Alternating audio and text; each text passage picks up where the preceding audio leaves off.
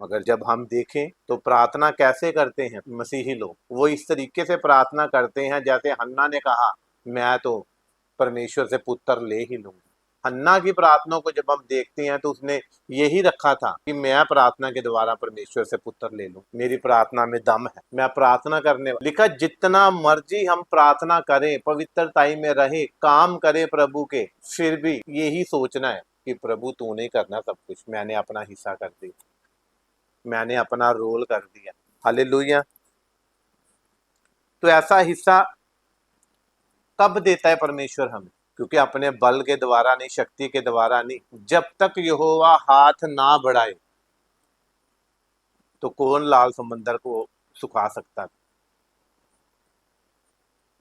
वो अपनी बलवंत भुजा के द्वारा इजराइलों को उकाब पक्षी की नाई कहता ले आया।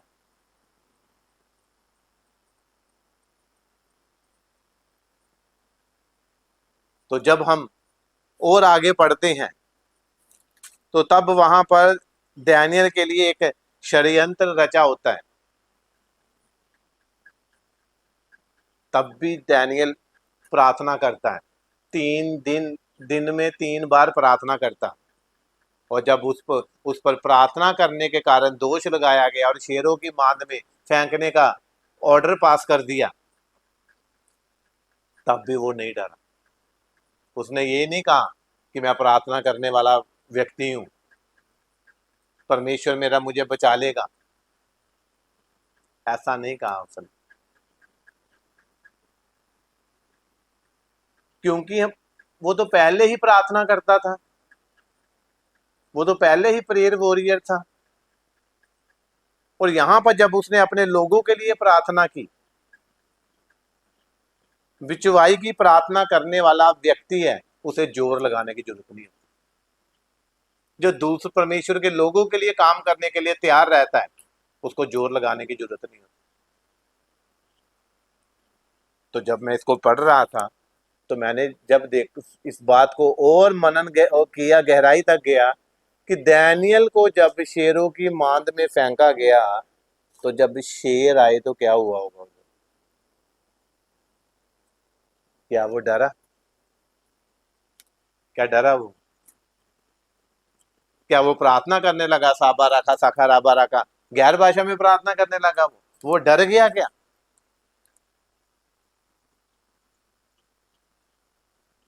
क्या किया होगा उसने?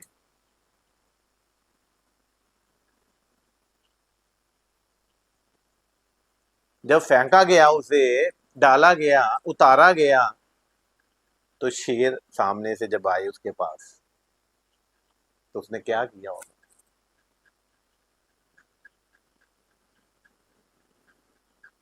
क्या उसने ये कहा कि यीशु के नाम से, यहोवा के नाम से शेरों ठहर जाओ, मैं तुम्हें आज्ञा देता हूं, ऐसा कहा उसने?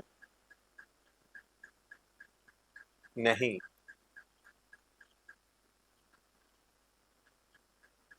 वो कोई हड़बड़ाहट में नहीं आया वो।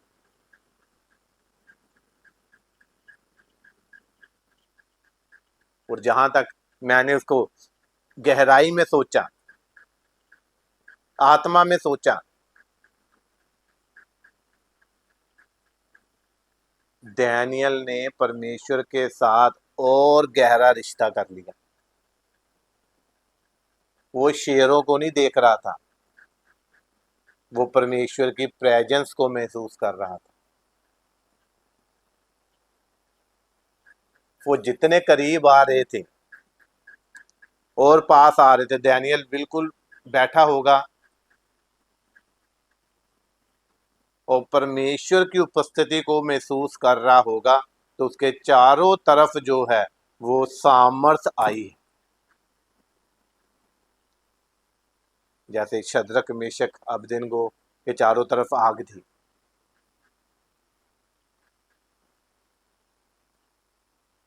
ऐसी सामर्थ को वह महसूस कर रहा था।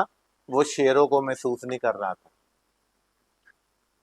उसका ध्यान पूरा परमेश्वर पे था, क्योंकि वो दिन में 3 बार प्रार्थना करने वाला व्यक्ति था, परमेश्वर के लोगों के लिए प्रेयर करने वाला व्यक्ति था, प्रेयर वॉरियर।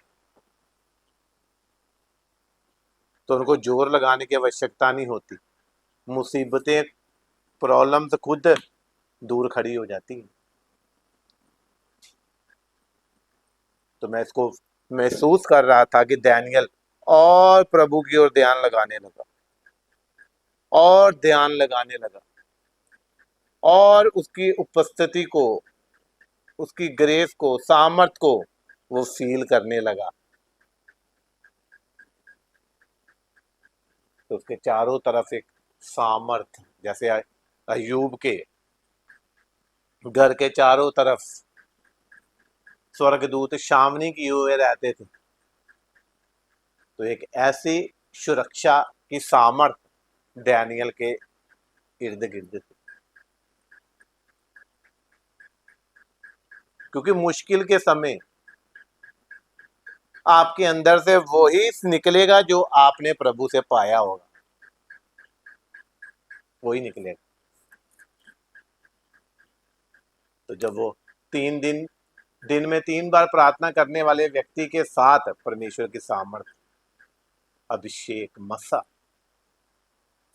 इसीलिए शेर छूने ना पाए। तो राजा ने कहा, सुबह पूरी रात राजा ने कुछ नहीं खाया पिया, अपनी इच्छा मनपसंद खाना भोजन भी नहीं खाया राजा ने।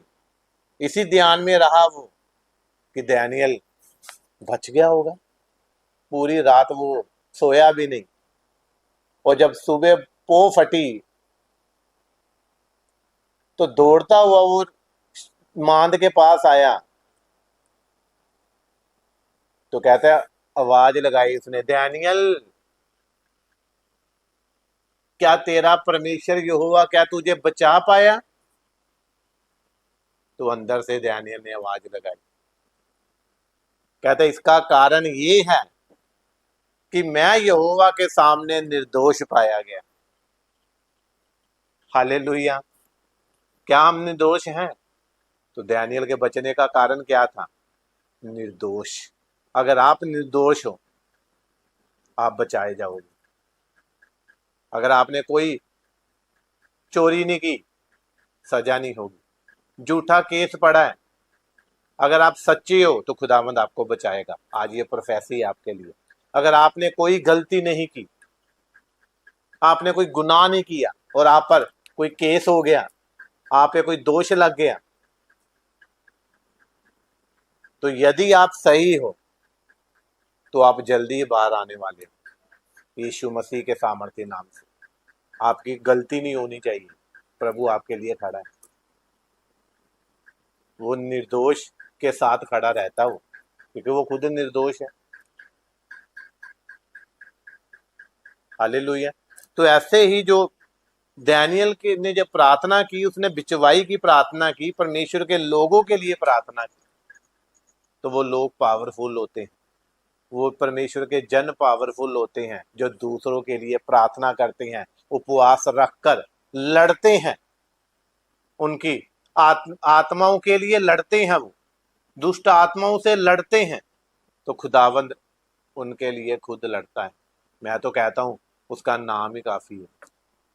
जब पता चल जाए मसीही, बाइबल, तो तभी शैतान को आग लगने लगती है, उसको पीड़ाएं होनी शुरू हो जाती हैं कि ये बाइबल से जुड़ा हुआ व्यक्ति है। तो इसीलिए बिचवाई की प्रार्थना करनी है, रूहों को बचाने के लिए प्रार्थना करनी है, परमेश्वर के लोग बच जाएं प्रार्थना करनी है, उपवास रखकर प्रार्थना कर। हालेलुया।